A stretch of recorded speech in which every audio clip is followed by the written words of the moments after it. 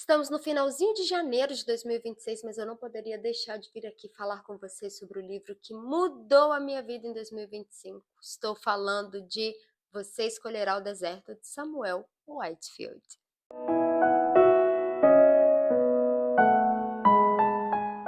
Sejam bem-vindos ao Raízes e Letras, eu sou Milena Kogo e aqui nós falamos de fé profunda com livros que transformam. E olha, se teve um livro em 2025 que me transformou, foi definitivamente Você Escolherá o Deserto.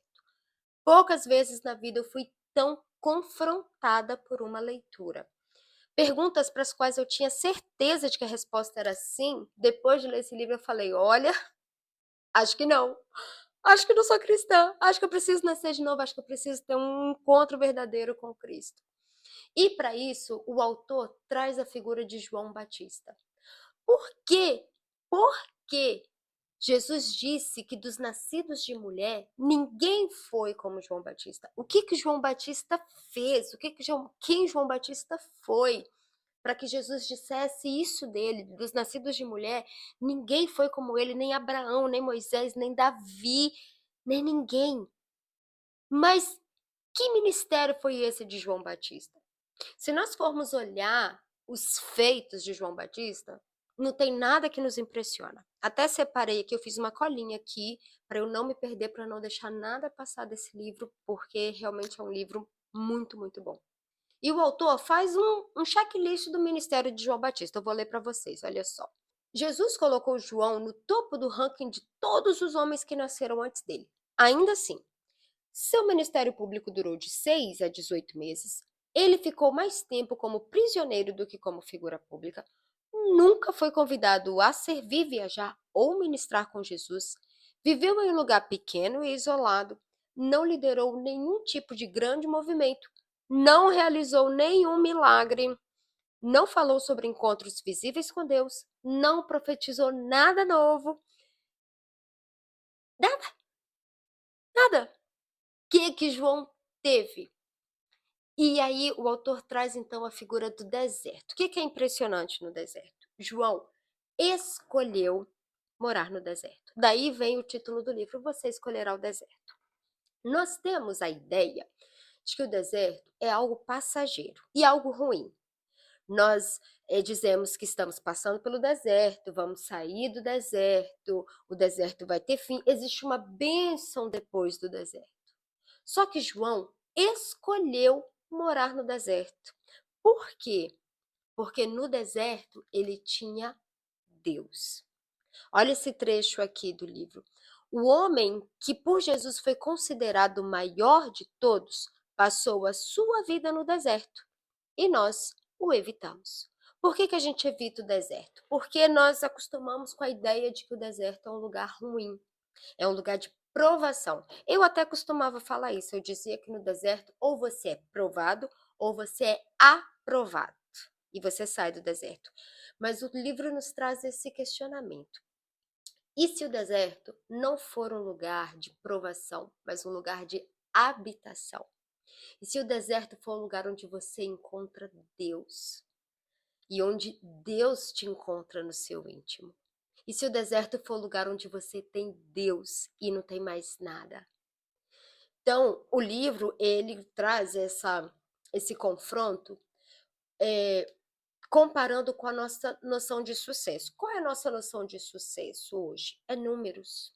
Nós achamos que algo bem-sucedido é algo que tem números. Nós somos seres muito pragmáticos, nós somos movidos a resultados. Então, se você vê uma igreja pequena e uma igreja grande, você vai dizer que a que deu certo é a igreja grande. Se você vê um pastor com poucos seguidores no Instagram e um outro com milhares de seguidores no Instagram, você vai dizer que o que deu certo foi o que tem milhares. Se você vê um ministério com grandes sinais e maravilhas e outro que não tem, adivinha qual que deu certo? Então, nós somos muito movidos por resultados. E João não apresentou nenhum resultado visível. Ainda assim, ele foi o homem que Jesus disse que era o maior entre os nascidos de mulher, porque João escolheu anunciar Jesus. João escolheu viver para Jesus, apontar para Jesus. Só importava que Jesus crescesse e que ele diminuísse. E aí o livro traz essa pergunta que te rasga? O que você prefere, impressionar os céus ou impressionar os homens? E a gente acha que impressionar aos céus vai consequentemente impressionar aos homens. E não vai. As duas impressões, elas não estão conectadas. Uma não depende da outra e uma não significa a outra. Então, quando nós vivemos uma geração que busca reconhecimento de todas as fontes humanas, será que nós estamos prontos para trocar esse reconhecimento humano pelo reconhecimento de Deus? Será que nós estamos prontos para, de fato, sumir para que Jesus apareça, diminuir para que Jesus cresça? Este é o grande confronto deste livro. E nós precisamos ser honestos. Será que estamos realmente preparados? Então, o livro faz essa pergunta. Como João, você escolherá o deserto?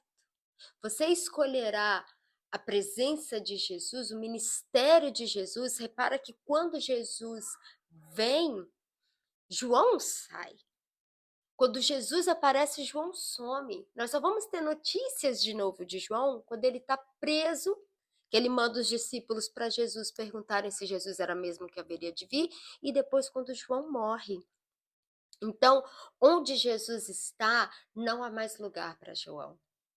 João sequer foi cogitado para o grupo dos 12. João sequer foi convidado para acompanhar Jesus. E aí? Estamos prontos para esse tipo de anonimato? Estamos prontos para esse tipo de entrega? Tudo isso o livro nos faz repensar. Depois, toda essa nossa mania de grandeza, de números, de resultados, de likes, de seguidores, sempre foi assim. Nós sempre tivemos essa imagem deturpada. E não é para menos que João, logo João, aquele que não arrastou multidão nenhuma, aquele que sequer saiu do deserto. Ele é o que Jesus nos põe como referência. E o mais louco é que João era filho de sacerdote. Ele podia ter vivido a grande elite de Israel, a grande elite religiosa. Ele tinha esse direito, mas ele escolheu o deserto. E nós? E se o deserto não for um lugar de provação? E se o deserto não for um lugar de passagem? E se o deserto for um lugar onde nós temos Deus? Nós escolheremos o deserto? Será?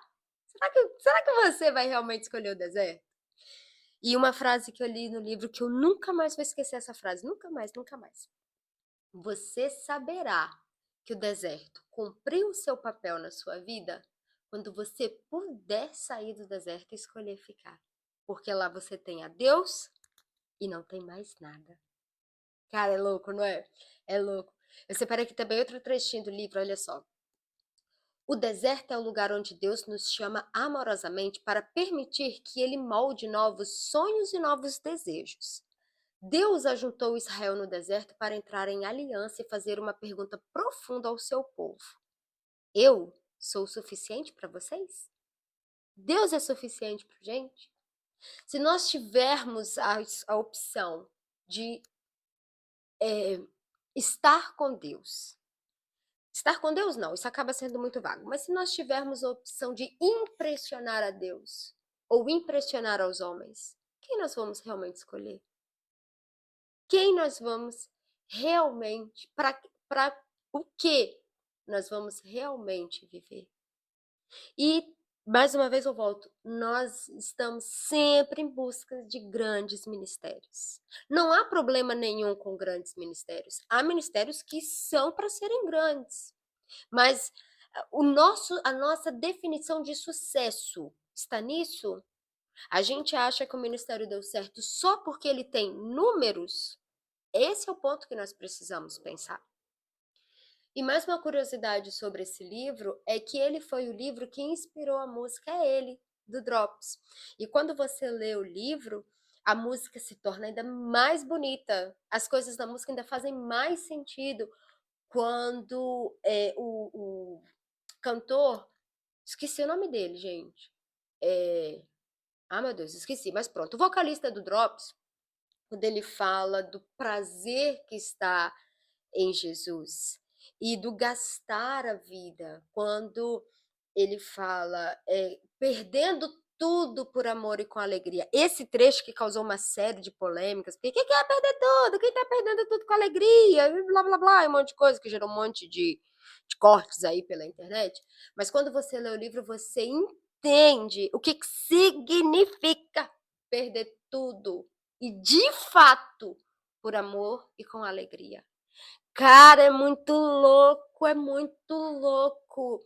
E você fica assim, meu Deus, faz sentido, faz sentido. Alfredo tá aqui embaixo, deve estar fazendo uma trilha sonora aqui no vídeo. Não falei? Peraí, Alfredo, peraí, Alfredo. Mas, sério, depois desse livro, realmente, eu acho que eu voltei algumas dezenas de degraus na minha caminhada, na minha escada da fé, e falei assim, cara, eu preciso rever muitos conceitos. Eu preciso rever muitos conceitos da minha caminhada com Cristo. E é um livro que, para mim, é leitura obrigatória para todo cristão. Leitura obrigatória. Leia a Bíblia, leia este livro. Leia a Bíblia, leia este livro. Você não vai mais ser o mesmo depois de ler Você Escolherá o Deserto, Samuel Whitefield. Tem algumas falhas no livro, algumas falhas de concordância, até mesmo de tradução, dá para notar, mas isso não compromete a obra como um todo. Acaba assim, às vezes é chato, né? Você lê o livro e ter ali uns errinhos aqui, outros ali, mas isso de um modo geral, olha, editora, não lembro quem é a editora também, mas para a segunda edição, faz aí uma revista na revisão para o livro ficar ainda mais top. Mas, assim, de um modo geral, é um livro muito bom, muito bom. Aconselho fortemente que você leia e que você faça um autoexame a partir das perguntas propostas pelo livro. Você escolherá o deserto? Qual é a sua noção de sucesso? Importa mais para você impressionar a Deus ou impressionar aos homens? E quando você puder sair do deserto, será que você vai escolher ficar porque lá você tem a Deus verdadeiramente? São coisas a se pensar. Se esse vídeo foi útil para você, não se esqueça de inscrever aqui no canal, porque aqui nós falamos de fé profunda com livros que transformam. Aproveita para deixar aqui o seu like para me ajudar a chegar a mais pessoas. Um beijinho e até a próxima!